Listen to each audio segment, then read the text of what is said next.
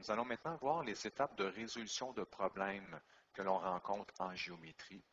Il y a 5 étapes. Premièrement, je cherche à comprendre l'énoncé du problème et je repère ce qui est demandé.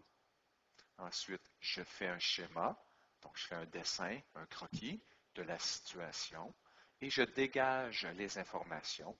Donc, je vais indiquer toutes les informations importantes autour de ce schéma-là. Étape 3, je détermine les étapes et les formules à utiliser, mais les formules, nous les avons vues précédemment dans une autre vidéo. Étape 4, je remplace les variables par leurs valeurs et je fais les calculs. Et finalement, j'inscris la réponse avec les unités. Et nous allons pratiquer ensemble avec un premier exemple. Donc, la première étape, c'est de chercher à comprendre l'énoncé du problème et de repérer ce qui est demandé. Bien, on dit, la grande aiguille d'une horloge mesure 10 cm. Quelle distance l'extrémité de cette aiguille parcourt-elle en 1 heure? Bien, ici, on demande, quelle distance l'extrémité de cette aiguille parcourt-elle en 1 heure? Bien, nous avons une horloge avec une grande aiguille de 10 cm et on cherche la distance parcourue par la grande aiguille en 1 heure. Donc, 1 heure ici signifie un tour complet. L'étape numéro 2, un coup j'ai compris le problème, bien, je dois faire un schéma. Bien, comme on parle d'une aiguille d'une horloge, et on sait qu'une horloge, c'est rond. Mon centre est ici. Alors, je vais dessiner ma grande aiguille. Je sais que le rayon mesure 10 cm. Donc, ici, je suis en train de dégager les informations. Et on cherche la distance parcourue par cette aiguille en 1 heure.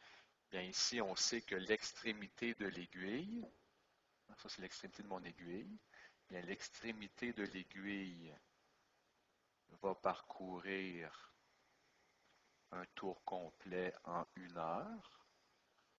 Alors, ici, ça fait référence à une circonférence. Donc, le tour d'un cercle, c'est une circonférence. Alors, je vais indiquer ce que je cherche.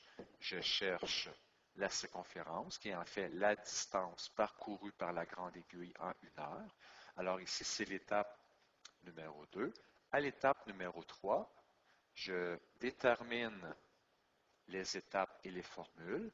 Alors, si je regarde la formule que je pourrais utiliser, bien, comme on fait référence à la circonférence, donc un tour complet, alors je vais écrire la formule de la circonférence du cercle, donc C égale 2 pi r.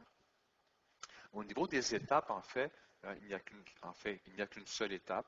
Un coup que la formule est écrite, comme on cherche la circonférence et qu'on connaît les rayons, il n'y a qu'une seule étape. Alors, je vais poursuivre avec les calculs. Ici, à l'étape numéro 4, je vais remplacer les variables par leurs valeurs et je vais faire les calculs.